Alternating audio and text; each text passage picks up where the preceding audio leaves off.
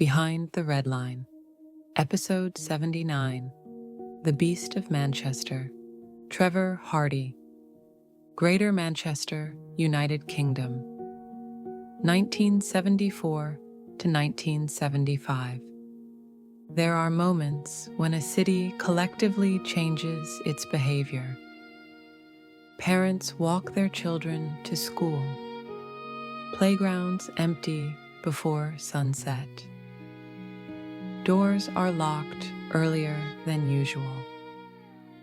In Manchester in the mid-1970s, fear did not arrive all at once. It crept in, quietly, through whispers, through missing children. This is the story of how a city learned that evil did not always look monstrous. Sometimes it looked ordinary. Manchester in the 1970s was a city under pressure. Industry was declining. Unemployment was rising.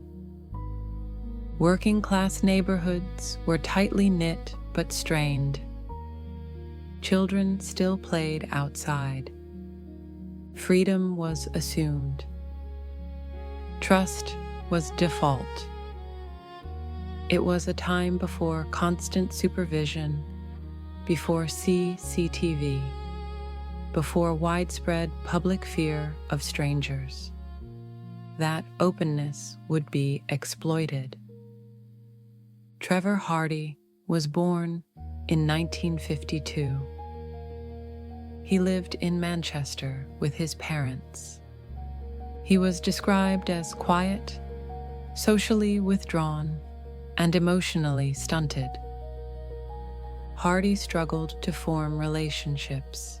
He drifted between low-level jobs. He lived largely unnoticed, but behind that anonymity, something was deteriorating. Later, psychiatric evaluations would describe severe personality disturbance, sexual sadism, profound emotional detachment. Hardy did not lash out impulsively. He escalated deliberately. In late 1974, a teenage boy was murdered in Manchester. The killing was violent, excessive, personal. The victim was young. At the time, police did not immediately suspect a serial offender. There was no pattern yet, only shock. But this first killing was not an anomaly. It was a rehearsal. Hardy killed again, and then again. Each murder escalated in brutality. The victims were boys, all young, all vulnerable, all accessible within familiar neighborhoods. The violence was extreme, not chaotic, not hurried, it was controlled. This escalation is critical to understanding Hardy. He was not experimenting. He was refining. As bodies were discovered, Manchester changed. Parents imposed curfews. Schools issued warnings. Rumors spread faster than facts. This was not fear of the unknown. It was fear of the unseen. The killer was not a stranger passing through. He was local, and that made the fear intimate. Police began to connect the cases. Patterns emerged. Similar victim profiles, similar levels of violence, geographic proximity.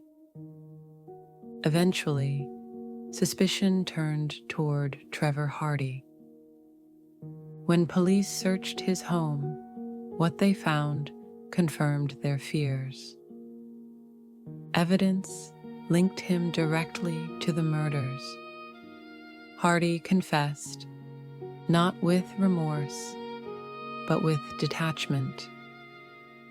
During interrogation, Hardy's emotional emptiness became clear. He did not attempt to justify his actions. He did not meaningfully explain them.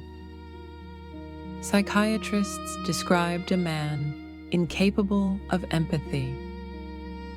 Hardy was diagnosed with severe personality disorders and deemed fully responsible for his crimes. This was not madness in the legal sense. It was cold absence of conscience.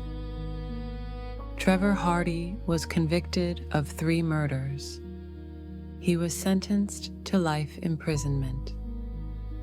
The judge described the crimes as among the most disturbing the court had encountered. Hardy would never be released. He remained in prison until his death in 2012. Unlike other notorious British killers, Hardy did not become a media obsession. There were no letters, no taunts, no mythology.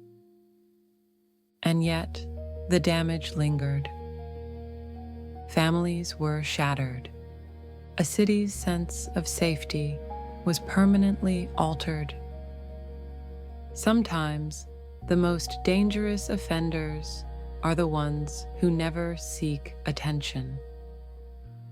Trevor Hardy did not want fame. He wanted control.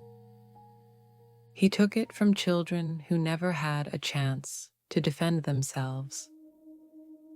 This case reminds us that not all evil announces itself.